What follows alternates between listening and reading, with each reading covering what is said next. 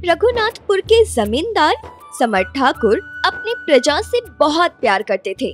Summer Thakur वैसे तो शांत स्वभाव के व्यक्ति थे, लेकिन उनके मन में जरा भी शांति नहीं थी। इसका कारण उनके 12 साल के विवाहित जीवन के बाद भी उनका कोई संतान नहीं होना था। इसलिए समर ठाकुर और उनकी पत्नी काजल हमेशा दुखी रहते थे। इसी तरह एक दिन की बात है। क्यों जी, और थोड़ा सा मांस दो क्या आपको? नहीं नहीं, और नहीं चाहिए। मांस दे के क्या होगा? जो देना चाहिए वो तो दिया नहीं अभी तक। माँ, तुम फिर से शुरू हो गई। अरे बेटा, मेरी बात जरा ध्यान से सुन। विष्णुपुर के जमींदार की बेटी है उमा। जितनी सुंदर है उतनी ही गुणी भी है। तू ना उससे शादी कर ले। ये सब क्या कह रही हैं माँ आप? मेरे रहते हुए ये एक और शादी कैसे कर सकते हैं? क्योंकि तुम एक बांझ औरत हो, इसी वजह से, तुम्हारी वजह से मेरे बेटे का अभी तक कोई संतान नहीं हुआ है। लेकिन इसमें मैं क्या करूँ माँ? मैं तो मंदिर, मस्जिद, पीर, दरगाह हर जगह गई, सब कुछ किया मैंने, लेकिन इनसे भी कोई फायदा नहीं हुआ। अरे तो होगा भी कैसे? बांझ औरत को कभी बच्चा होता है क्या? माँ, दया करके चुप हो जाइए माँ। अरे धोखेबाज है तेरे माँ बाप, तभी तो हमसे छिपकर कुलक्षणी बेटी को गले बांध दिया। मेरा ही बेटा मिला था। चुप करो माँ, चुप करो। बहुत देर से सुन रहा हूँ, अब बंद करो। काजल, तुम मेरे साथ कम। हाँ, जा। मुझे पता है इस नागिन ने तुझे अपने वश में कर लिया है।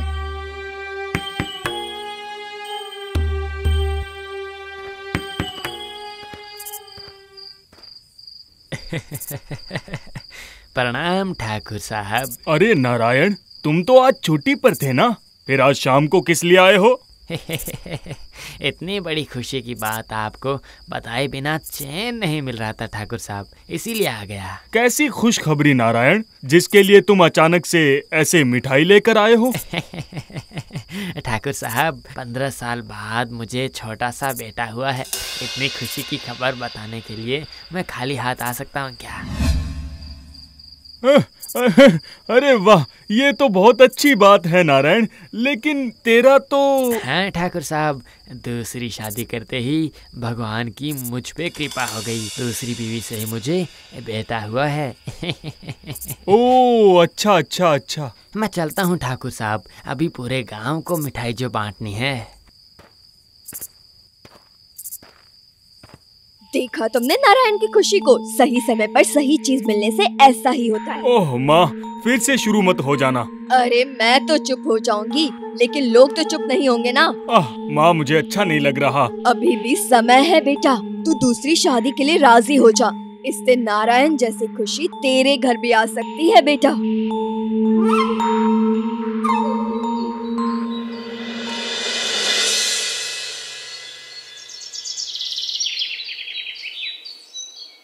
माँ, मैं आती हूँ थोड़ी देर में। कहाँ जा रही है ये तो बता महारानी। वो माँ जी, नायाब जी के बेटे का आज अन्नप्राशन है ना, वहीं जा रही हूँ मैं। कल आने को कहकर गए थे। दिमाग तो काम ही नहीं करता है तुम्हारा। इतना भी नहीं पता कि बांझ का किसी शुभ अवसर पे जाना मना है? माँ, आप इस तरह से क्यों कह रही हैं मुझे?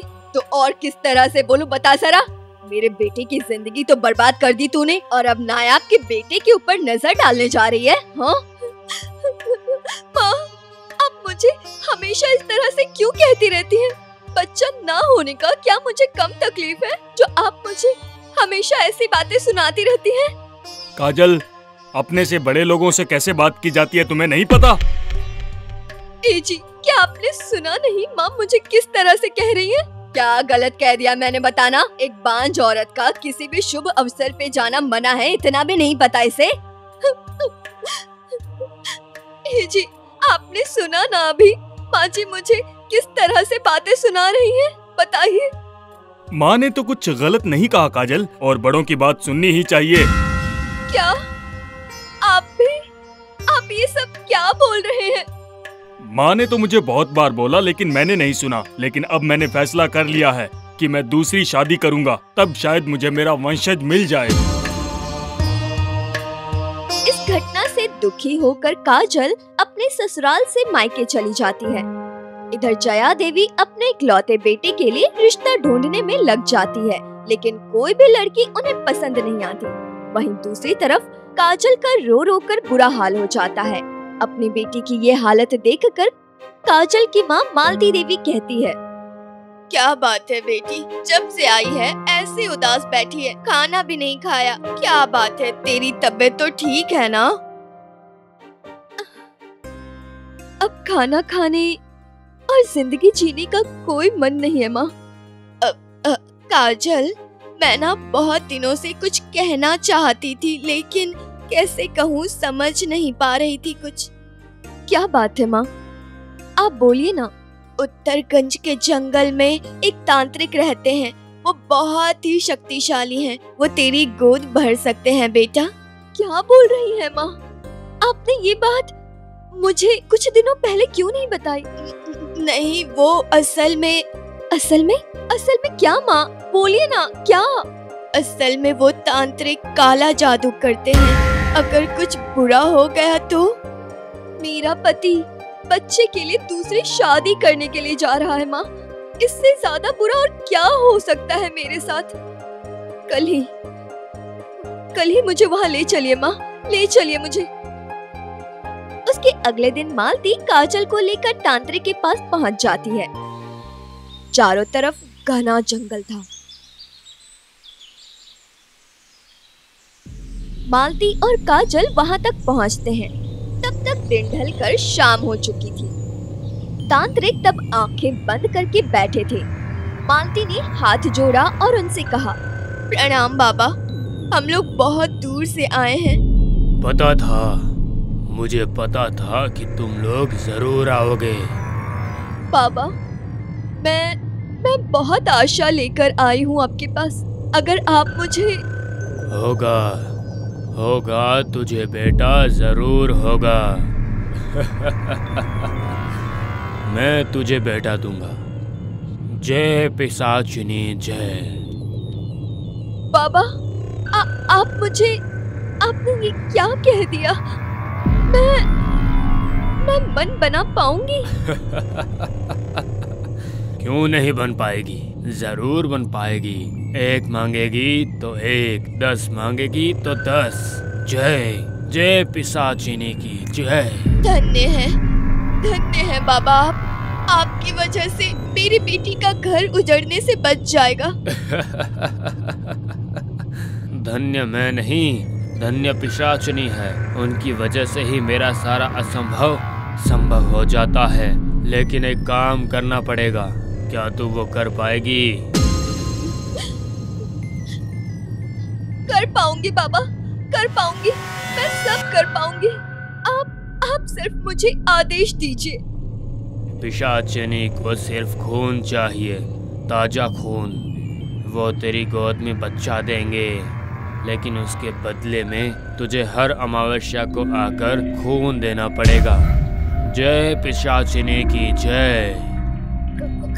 खून देना पड़ेगा? लेकिन मैं दूंगी बाबा। हर अमावस्या को मैं खून लेकर आऊंगी, मैं वादा करती हूँ। जय पिशाचिनी की जय। खून, ताजा खून उन्हें बहुत ही ज्यादा पसंद है। जा, अब घर जा। सही वक्त आने पर वो तेरी गोद में आएगा, जरूर आएगा। जय जय पिशाचिनी की जय।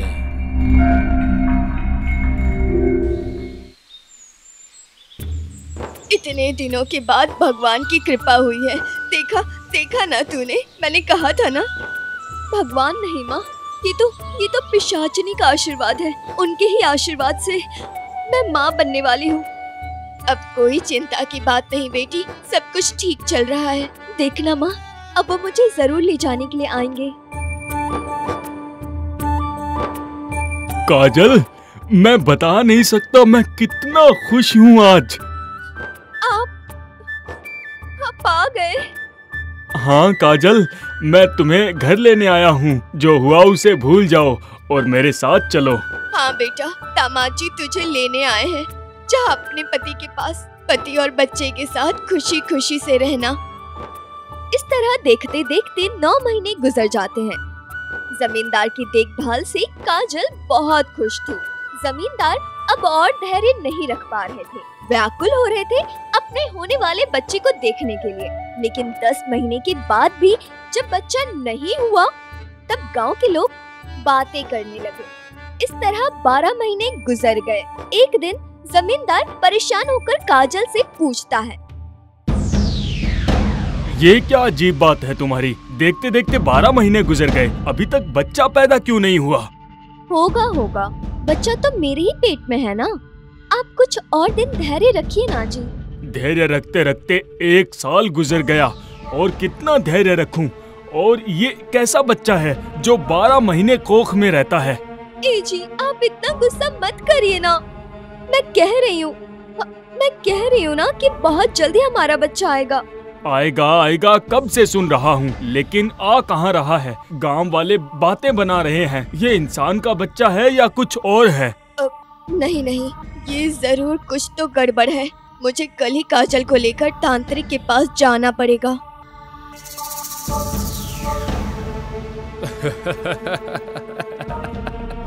गंधारी के 100 संतानें हैं, 10 महीने में बच्चा पैदा नहीं हुआ था। जानती है क्यों बाबा? क्योंकि वो लोग कोई साधारण इंसान नहीं थे, समझी? तुच्छ मानव संसार का नियम मार के जन्म लेते हैं। पिशाचनी की संतान अलग है। हाँ, वो बिल्कुल अलग है। लेकिन बाबा, 10 लोग 10 तरह की बातें कर रहे हैं। दया करके आप कुछ उपाय बता दीजिए। और बाबा, मैं तो आपके आदेश के अनुसार हर अमावस्या को खून लेकर आ रही थी। आ रहा है, वो आ रहा है। और मात्र कुछ ही दिन बाकी है। अगली अमावस्या की रात को तेज बारिश में उनका जन्म होगा। जय पिशाचिनी की जय। जय हो पिशाचिनी की। जय तांत्रिक बाबा की जय। जय पिशाचिनी की जय। अरे क्या हो गया? दाई माँ कब से अंदर गई हुई है, लेकिन अभी तक बाहर ही नहीं आई। कुछ समझ ही नहीं आ रहा है दीदी। मेरी बेटी कब से दर्द से छटपटा रही है। और सहा नहीं जा रहा है।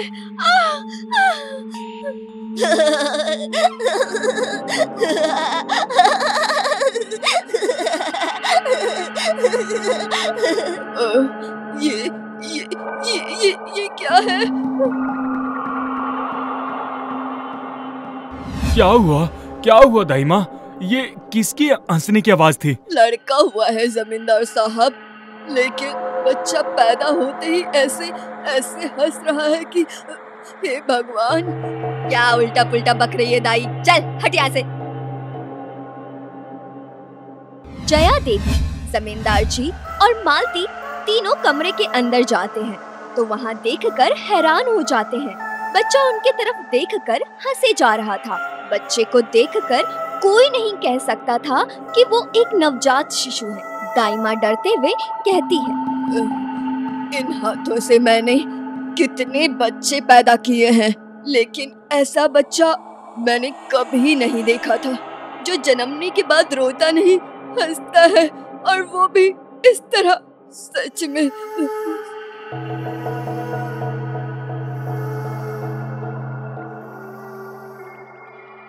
मेरा बेटा, मेरी आंखों का तारा। ए जी, आप खुश तो है ना? मैं बहुत खुश हूँ काजल। आज मेरी जिंदगी का सबसे बड़ा दिन है। आज का दिन बहुत ही शुभ है बेटा। आज तुम दोनों का सपना पूरा हुआ। अच्छा, तो बच्चे का नाम क्या रखोगे? इसके जन्म से मेरी जिंदगी आनंद से भर गई है, इसीलिए मैं इसका नाम आनंद रखूंगा। इस तरह से बीत जाते हैं पूरे 5 साल। इसी बीच आनंद का स्वभाव साधारण नहीं देखकर घर के लोग बहुत चिंतित रहते हैं। उस दिन सुबह काजल पागलों की तरह दौड़कर बाहर से आती है और बैठक में जैसे ही आती है जमींदार साहब पूछते हैं, क्या हुआ, आनंद मिला कि नहीं? नहीं, घर बाहर छत सब जगह देख लिया, लेकिन वो कहीं भी नहीं है। हाय हाय, ये क्या बोल रही हो बहू तुम ये बताओ, तुमसे क्या एक काम भी ठीक से नहीं होता है? अब इसमें मैं क्या करूं माँ जी? मैं तो घर का काम कर रही थी और वो पास में ही सोया हुआ था। जब मैंने देखा तो वो वहाँ नहीं था। तुम्हें तो पता है वो और 5 बच्चों की तरह नहीं है। वो 4 महीने में चलना सीख गया था, लेकिन 5 सालों में उसने एक शब्द तक नहीं बोला। और इन 5 सालों में वो कितनी बार गायब हो चुका है, मुझे तो कुछ समझ ही नहीं आता है कि हो क्या रहा है। ए जी, मेरे आनंद के ऊपर कहीं किसी भूत का साया तो नहीं? उल्टा सीधा बोलना बंद करो काजल, पहरेदारों को भेजता हूँ उसे ढूंढने के लिए। हे माँ, हे माता रानी, आप भी मेरे बच्चे की रक्षा कीजिएगा।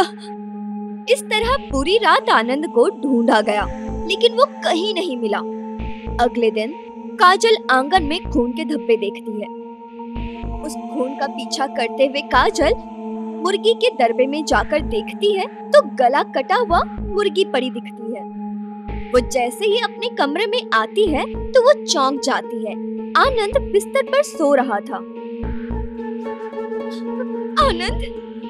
आनंद लौट आया है। आनंद,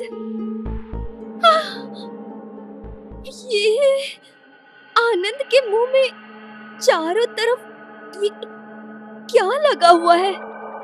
ये तो खून लग रहा है। इसका मतलब आनंद, ईश्वर, ये सब क्या हो रहा है?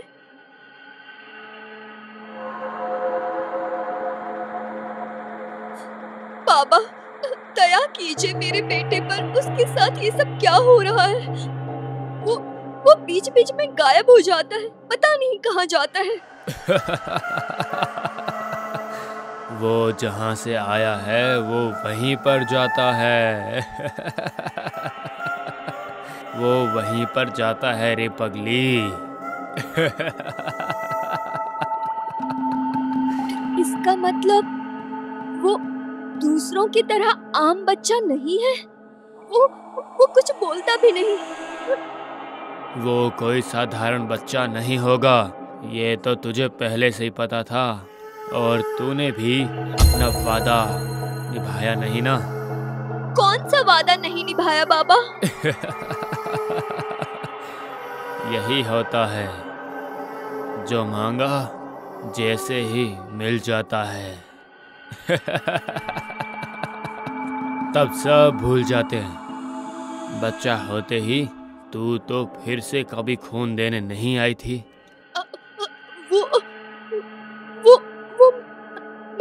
मैं भूल गई थी बाबा। आऊंगी, इस बार मैं आऊंगी, जरूर आऊंगी। आप बस सब कुछ ठीक कर दीजिए। पिशाचिनी जो करती है वो भले के लिए करती है, उसे बांध कर मत रख। जय जय पिशाचिनी की जय। नहीं, ऐसा नहीं हो सकता है। अब से मैं अपने आनंद को दरवाजे से बाहर नहीं जाने दूंगी। उसे रोकना ही पड़ेगा। हाँ।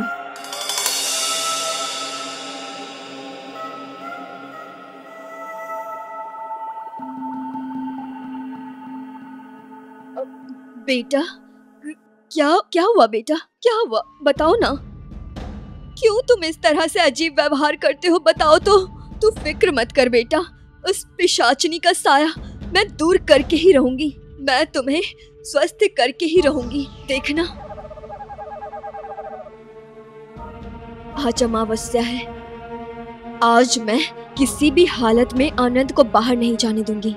जरूरत पड़ी तो पूरी रात उसके पास बैठूंगी। उस वक्त रात के 2 बज रहे थे। आनंद को सुलाकर बैठे रहने से काजल की आंख कब लग गई उसे पता ही नहीं चला। अचानक एक आवाज सुनकर काजल जग जाती है। वो देखती है आनंद घर से बाहर जा रहा है।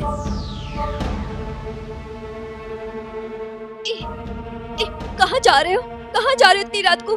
कहीं नहीं जाने दूंगी मैं तुम्हें।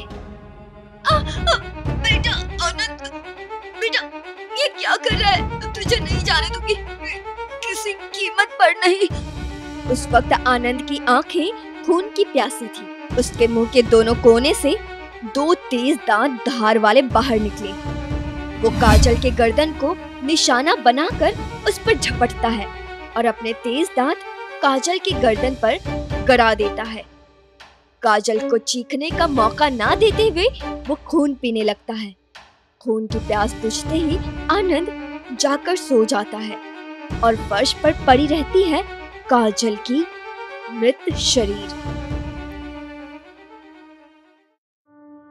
हे भगवान, ये क्या सर्वनाश हो गया? मेरी बेटी को मार डाला। मुझे तो कुछ समझ में नहीं आ रहा, ये सब कैसे हुआ? कमरे में तो सिर्फ आनंद ही था। मुझे सब समझ आ गया है। मैं पहले से ही जानती थी कि ये बच्चा कोई साधारण बच्चा नहीं है। वो इंसान के रूप में एक शैतान है। माँ, आप ये सब क्या बोल रही हो? क्या आप पागल हो गई हैं? नहीं बेटा नहीं, मैं सच कह रही हूँ। मैंने अपनी आंखों से देखा था उसे मुर्गी के दरबे। मुर्गी के दरबे में घुस गया? क्या माँ, बोलो। मुर्गी के दरबे में घुसकर मुर्गी का खून पीते हुए। मैंने किसी को बताया नहीं, लेकिन मुझे अब सब समझ आ रहा है कि ये सब कांड उसी ने किया है। ये सब आप क्या बोल रही हो माँ? ये ईश्वर इतनी मुश्किल से संतान दिया और वो भी ऐसा, लेकिन इंसान के गर्भ में ऐसा बच्चा आखिर हो कैसे सकता है? गर्भ तो इंसान का है, लेकिन बच्चा उस पिशाचिनी का है। पिशाचिनी का। काजल, काजल, मैं ये सब कभी बताना नहीं चाहती थी, लेकिन अब मुझे सब बताना पड़ेगा। आखिर बात क्या है? जरा खुलकर बताएंगी? मुझे कुछ समझ में नहीं आ रहा।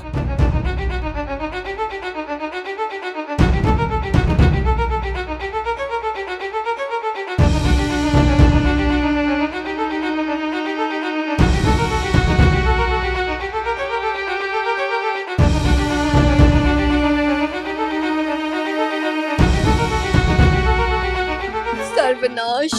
हाय हाय हाय हाय हाय! आपने ये क्या कांड कर दिया पता है? अब क्या होगा? कुछ नहीं होगा। जब तक मैं हूँ तुम्हें डरने की बिल्कुल जरूरत नहीं है। गुरुदेव, आप यहाँ कैसे?